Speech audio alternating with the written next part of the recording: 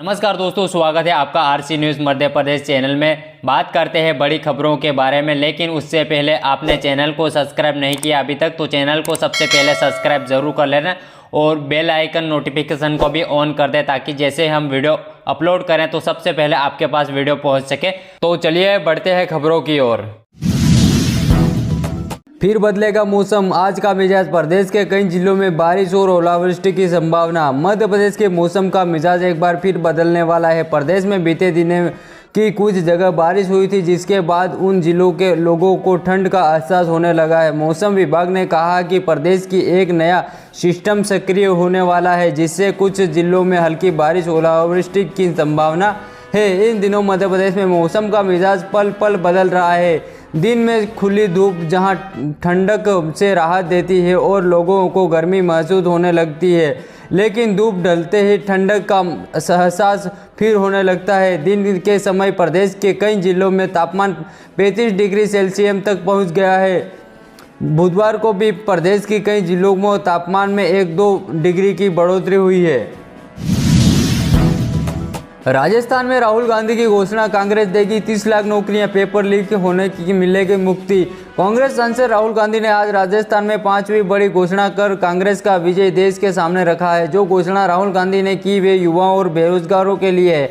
उनका भविष्य संवारने के लिए राहुल गांधी ने कांग्रेस की सरकार बनाने पर सबसे पहले खाली पड़े 30 लाख सरकारी योजना के पदों को भरने की बड़ी घोषणा की है। उन्होंने पेपर लीक के खिलाफ भी एक कानून बना की घोषणा की है। राहुल गांधी इन दिनों भारत जोड़ो न्याय यात्रा पर है। उनकी यात्रा इस समय राजस्थान में है। उन्होंने जहां जन समूह की संबोधन करते हुए 5 प्राथमिकियों गिनाते हुए वादा किया है कि यदि केंद्र में कांग्रेस की सरकार बनाएगी तो देश बेरोजगार युवाओं का भविष्य संवर जाएगा।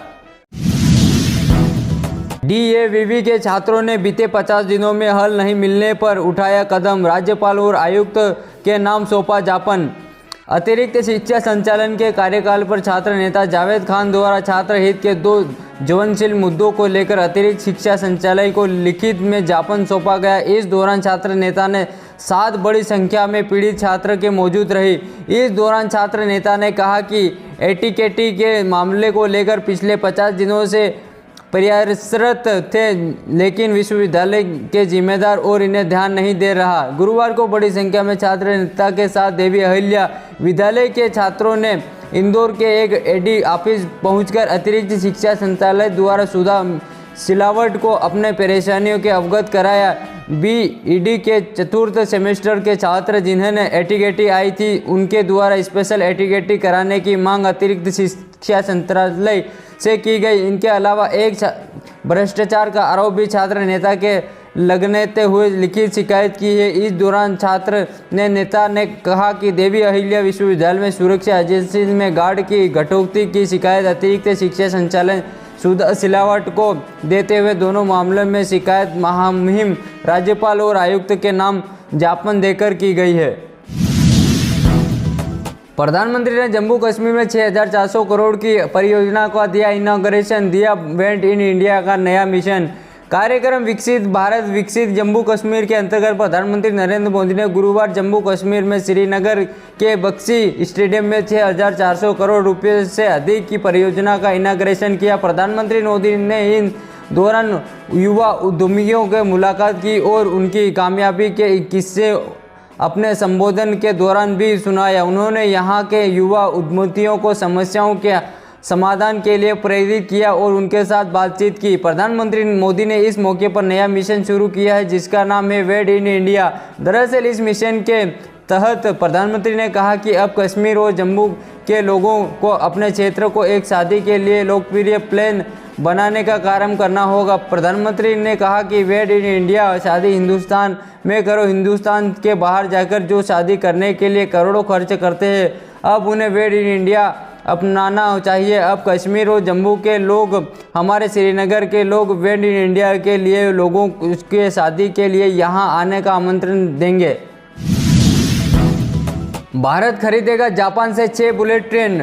भारत ने जापान से 6 EF सीरीज की बुलेट ट्रेन खरीदने का निर्णय लिया है। सूत्रों के मुताबिक national high speed rail competition limited इस साल 15 अगस्त तक ट्रेन और ऑपरेटिंग सिस्टम की खरीदी के लिए बोली लगा सकती है। दरअसल आपको बता दें कि विपक्ष द्वारा काफ़ी बार मोदी सरकार पर यह आरोप लगाया गया है कि सरकार बनने से पूर्व बीजेपी ने देश में बुलेट ट्रेन चलाने की बात कही थी, लेकिन अभी तक देश में बुलेट ट्रेन नहीं चलाई गई। हालांकि अब इस डील के चलते जल्द ही गुजरात को पहली बुलेट ट्रेन मिलने का संभावना बढ़ गई है। दरअसल सूत्रों के माने तो जो 508 किलोमीटर लंबा बुलेट ट्रेन कॉरिडोर अहमदाबाद और मुंबई के बीच बनाया जा रहा है, उनमें लिमिटेड स्टॉप और ऑल स्टॉप जैसी सर्विस होगी। दरअसल मुंबई और अहमदाबाद के बीच दूरी लिमिटेड स्टॉप वाली ट्रेनों को केवल 2 घंटों में तय कर लेगी, जबकि ऑल स्टॉप सर्विस में लगभग 2 घंटे 45 मिनट का समय लग सकता है।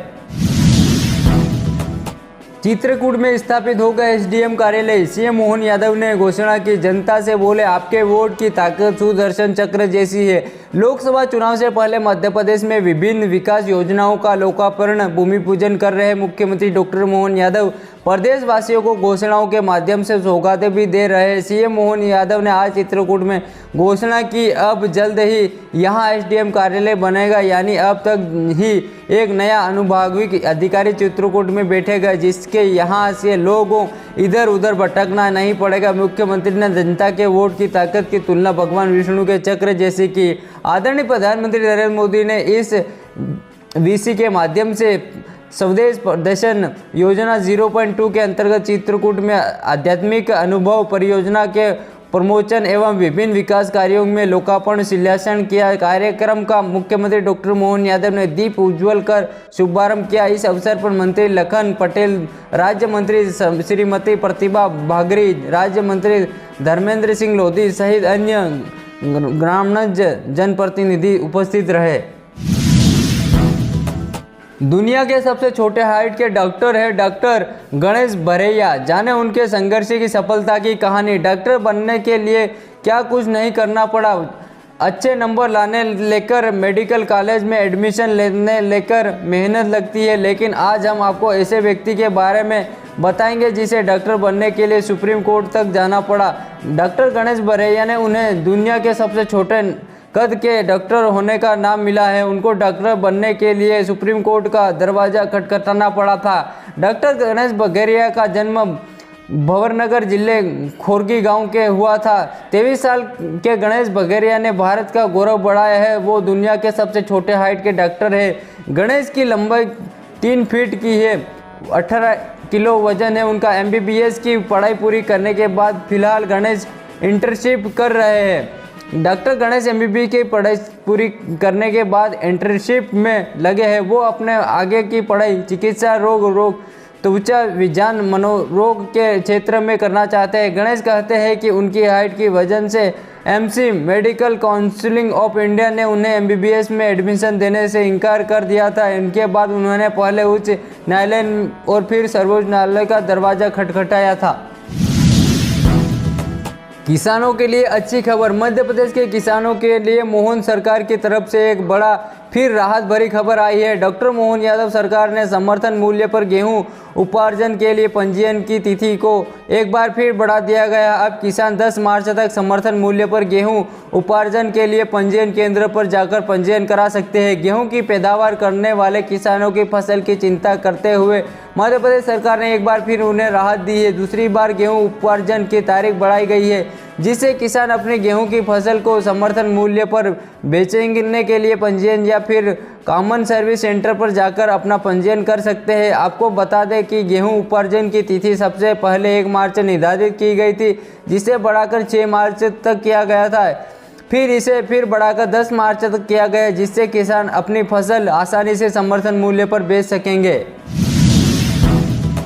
इंदौर से 9 शहरों तक चलाई जाएगी EV बसें। शहर में बनेंगे 600 city bus stop. Atal Indore city transport service limited ने एक बार फिर बस यात्रा करने वाले यात्रियों को सुविधाओं में इजाफा करने का निर्णय लिया है। कई इस प्रावधान स्वीकृत किए गए हैं, जिसके तहत शहर में नए 600 सिटी बस स्टॉप बनाए जाएंगे। यहां से 9 शहरों के लिए इलेक्ट्रिक बेसन का संचालन भी किया जाने वाला है। इतना ही नहीं, भविष्य में 150 मिनी सिटी बसें का संचालन किया जाएगा। इसके अलावा EV बस महिलाओं के लिए पिंक ईवी बस, अटल रेडियो सेवा जैसी सुविधा भी शुरू की जाने वाली है। यह सारे निर्णय ट्रांसपोर्ट सर्विस लिमिटेड की बैठक में लिए गए हैं। इनके बाद ईवी बस, ईवी पिक बस में अटल रेडियो सेवाओं की शुरुआत भी की गई है। अटल रेडियो सेवा के तहत यह देखा जाएगा कि बस में किस आयु वर्ग के लोग सफ़र कर रहे हैं और उसी मुताबिक रेडियो पर कार्यक्रम प्रस्तुत किया जाएगा। इस रेडियो के माध्यम से एक बार से 2.5 लाख लोगों को संदेश भेजा जा सकता है। यह पहली बार है जब यह ICC एयर ने लोक परिवहन सेवा इंटरनेट रेडियो की शुरुआत की है। सोना महंगा, चांदी भड़की, खरीदने से पहले देखें 7 मार्च का ताज़ा भाव। आज गुरुवार को साफारा बाजार तेजी से भाव ओपन हुआ है। सोना और चांदी की कीमतों में उछाल देखने को मिल रही है। आज 7 मार्च 2024 को सोने की, चांदी की नई कीमतें जारी हुई है। दिल्ली साफारा बाजार में आज 18 कैरेट सोना 335 रुपये, 22 कैरेट सोना 450 रुपये और 24 कैरेट सोना 430 प्रति रुपये 10 ग्राम महंगी कीमत पर मिल रहा है, जबकि चांदी 500 रुपये प्रति किलोग्राम महंगी कीमत पर कारोबारी करती दिखाई दे रही है। 16 कैरेट सोने की कीमत की आज बात करें तो दिल्ली साफारा बाजार में आज 10 ग्राम सोने की कीमत 49,295 रुपये, मुंबई साफारा बाजार में 49,170 रुपये, कोलकाता साफारा बाजार में 49,170 रुपये और चेन्नई साफारा बाजार में 47,830 रुपये पर डे कर रही है।